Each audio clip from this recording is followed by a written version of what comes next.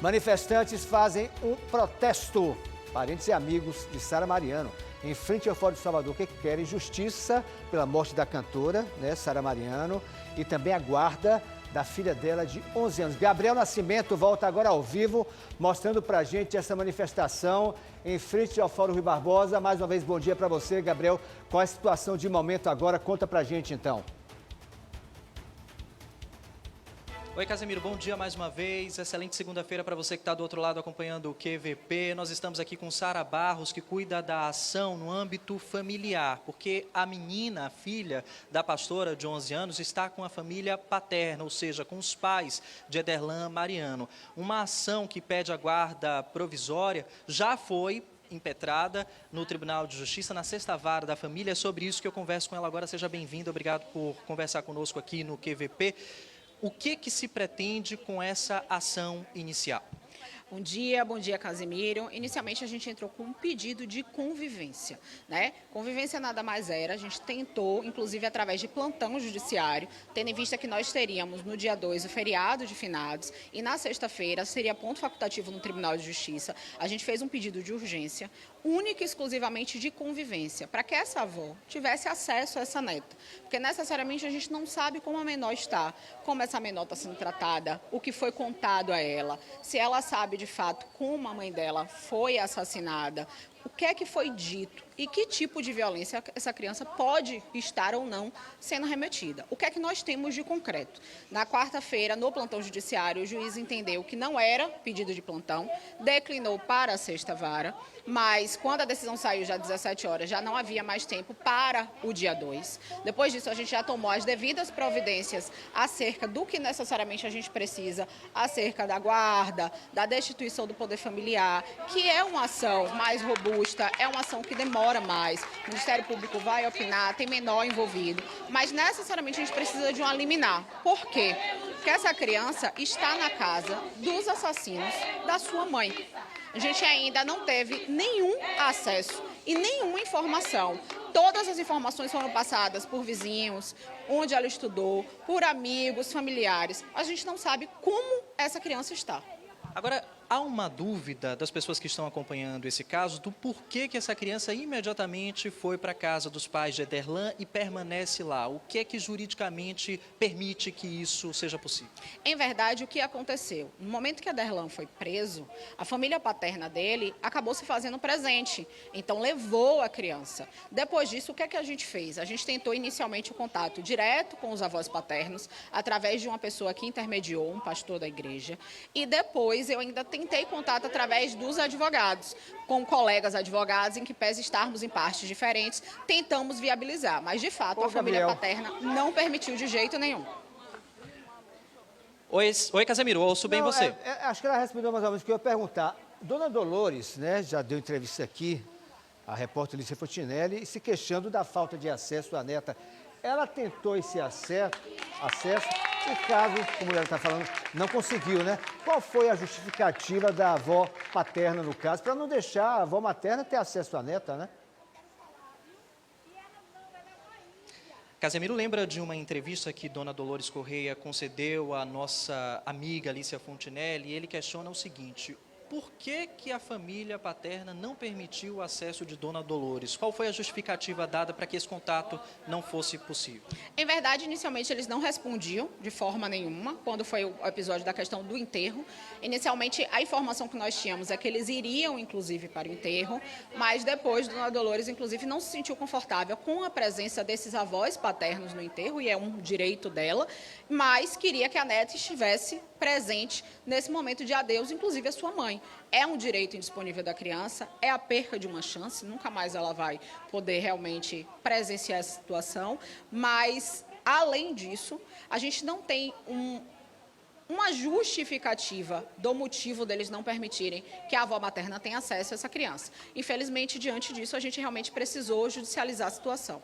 Ou seja, talvez da parte de Dona Dolores e da parte da família paterna exista uma tentativa de talvez não permitir que esse contato seja feito, mas de uma forma muito indireta ali, para que, enfim, não haja esse conforto do encontro.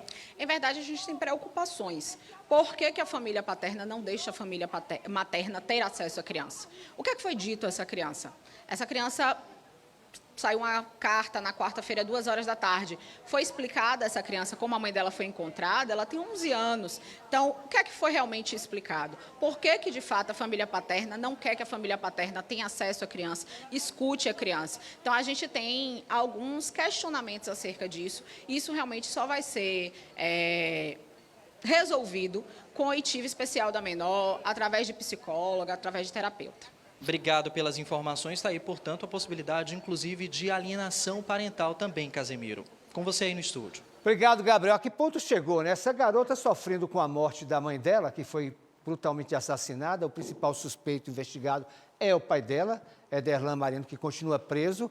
E a avó, que aparece aí com a mão no rosto, de óculos escuros, e toda a família e amigos tiveram que procurar a justiça para que a família, para que Dona Dolores, que aparece na imagem aí, tenha acesso à própria neta. E eu me pergunto, essas famílias antes de acontecer esse crime, não se davam bem, se davam bem? A gente fica se perguntando, né? Porque ela falou, há 13 anos a filha era casada com o Ederlan, que violentava a filha dela física e psicologicamente, inclusive com tentativas de estupro. Chegou um dia nu em casa, na frente da criança que queria transar com a mulher, aquela baixaria, aquela confusão. Mas até lá, até antes disso, será que as famílias se davam bem, se visitavam? Porque a avó paterna, a mãe de Ederlan, não quer de maneira nenhuma deixar que a avó materna tenha acesso à neta.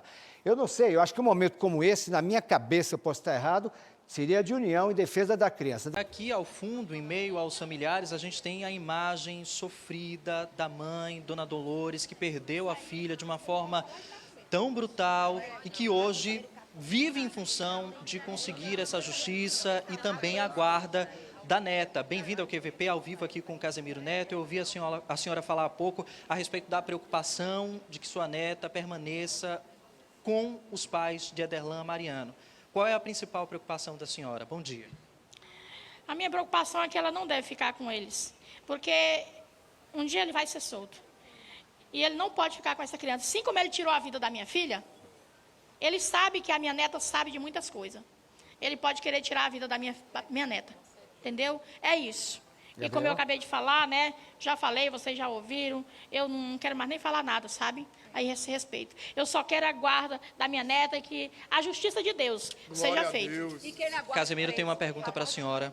Tenho, Pode sim. falar, Casemiro. Gabriel, eu levantei essa questão agora há pouco. Antes desse crime brutal, as famílias se frequentavam, as avós se frequentavam junto com a neta? Eram amigas? Casemiro pergunta sobre a relação da senhora com os avós paternos. Havia proximidade, um ia na casa do outro? Como era essa relação antes desse crime? Nunca isso aconteceu. Uma vez que eu fui falar para ela, né, que eu não aceitava se minha filha estava brigando com ele, estava dizendo alguma coisa com ele, eu não aceitava se ela estava brigando em vão. Então, eu não aceitava nada de ela falar palavras que desagradasse a ele. Então, se ele também estava fazendo o que estava fazendo, que ele já traía ela antes, entendeu? Ele já traiu, então, é o caso de eu ter falado isso para a sogra dele. Eu tinha o telefone dela, mas nunca na minha casa ela foi. Quando eu falei a respeito do filho dela, que ele não era uma pessoa boa, que estava fazendo isso, até que a prostituta foi à porta da minha filha, dizer para ela que ele dizia que amava ela e não gostava de Sara, tá? Então, quando eu falei que não era certo, ela pegou e me bloqueou. Tá com mais de o quê? Já tá com uns 9 anos. Já está com uns 9 anos que ela me bloqueou. Nunca mais falou comigo, tá? Só por isso que eu disse. Então, eu acho que ela acoberta o erro, entendeu? E a minha neta não pode ficar lá de jeito nenhum. Ela pode ver, ela pode chegar e ver a minha neta, mas ficar... A senhora ama a sua neta, não é? Eu amo minha neta. Obrigado, Dona Dolores. Está aí, portanto, o desabafo, Casemiro, e a constatação de que a relação turbulenta não se resumia ao casal. Ao vivo também para o Fórum Rui Barbosa, porque parentes e amigos da cantora Sara Mariano, que foi morta, né? E o principal suspeito, o principal investigado, continua preso, que é o marido dela, Ederlan Nascimento. O que acontece? A mãe de Ederlan continua com a posse, como se diz, né? Da filha de Sara Mariano, e a avó materna, parentes, estão protestando em frente ao Fórum Rui Barbosa, pedindo justiça e também a guarda da garota. Não é isso, Gabriel Nascimento? De volta com você.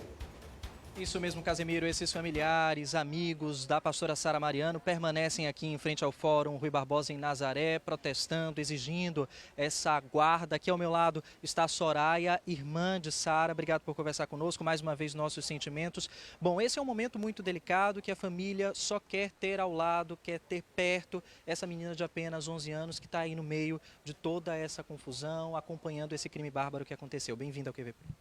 Verdade, o que nós queremos é pelo menos um contato, né, de imediato com a minha sobrinha, né, com a Esmeralda, por conta que até o exato momento nós não tivemos nenhum contato com ela. Tentei entrar em contato com a avó, cheguei até a falar, mas ela me disse que a menina tinha ido dar comida para o cachorro mais o vô. E todas as vezes que eu tento ligar para pelo menos falar, né, ela sempre diz que está sem internet, está fazendo outra coisa e nunca me atende. Então até agora nós estamos sem nenhum contato, desde o dia que cheguei. A gente tenta ter pelo menos essa proximidade e nós não estamos tendo essa proximidade que nós queremos com a nossa, que nós temos o direito também, assim como ela como vó paterna, a minha mãe como vó materna, ela tem esse direito. Porque na verdade, quem morreu foi a minha irmã, né? Quem é a vítima é a minha irmã, né? Entendeu? Não somos nós que fizemos eles de vítima. Né? Então, o que nós pedimos aqui, nosso apelo, é por justiça, né? Tanto da parte da minha irmã, para que ele fique preso, para que ele não saia de lá, e pela guarda da nossa Esmeralda. Obrigado, Soraya, pela palavra, pelo depoimento. Vou chamar o Dr. Marcos aqui para conversar conosco também. Marcos Rodrigues, advogado da família. Bom, nós temos aí Ederlan cumprindo prisão temporária. De que forma a defesa da família está se posicionando nesse momento? Bem-vindo. Obrigado, é uma alegria muito grande estar nesse programa, o QVP de tamanha respeitabilidade. Um abraço, Casé. Em verdade, a gente está impulsionando, ajudando a autoridade policial, o doutor Elvaldo, que é um excelente delegado. A gente está levando essas informações, as novidades, para estar impulsionando as investigações. Acreditamos, e isso vai ao encontro da autoridade policial, que existam outras pessoas envolvidas nesse fato criminoso. Então a gente está levando, né, essas informações, essa capacidade de provas para estar instruindo essa investigação e contribuindo para a elucidação desse crime tão grave. Obrigado, doutor Marcos, pelas informações. Com a imagem de AC Ferreira, aqui desse grupo de familiares, amigos protestando, eu devolvo aí para você, Casemiro. Muito obrigado, Gabriel. Que tristeza, hein? Ver isto aí. Como se já não bastasse a morte da cantora gospel e pastora Sara Mariano, brutalmente assassinada, tendo como principal investigado, o principal suspeito, o próprio marido dela. Agora se debate, se discute, inclusive na justiça, com quem ficará a filha dela. Imagine com a avó materna ou a avó paterna. Por enquanto, com a avó paterna, que não permite o acesso nem da avó materna e nem de parentes à própria garota de 11 anos. Agora há pouco, a avó materna, Dona Dolores, conversando com o repórter Gabriel Nascimento, falou que as famílias nunca se deram bem, que eu questionei aqui. E antes desse crime brutal, será que as famílias se frequentavam? É normal. A gente sabe que tem famílias que não, mas o normal é que os avós se frequentem em prol, em bem dos seus netos ou da sua neta. Nesse caso, não. Segundo Dona Dolores, há 9 anos, ela chegou a alertar a mãe de Ederlan que ele praticava violência contra a filha dela. Diz que levou até uma prostituta, palavras dela, para casa, e ela ligou para a sogra da filha falando. E a sogra não gostou, que é a avó da garota, e até bloqueou. Ou seja, há 9 anos ela diz que não tem contato com a avó, a mãe, né, de Ederlan, a avó da garota paterna. E agora ela tenta o quê? Ter acesso à própria neta. Que coisa triste, que mundo cruel. Sara Mariano que se foi daquela maneira e agora deixa o luto, o pedido de justiça e a filha aí sendo alvo de um debate entre as famílias.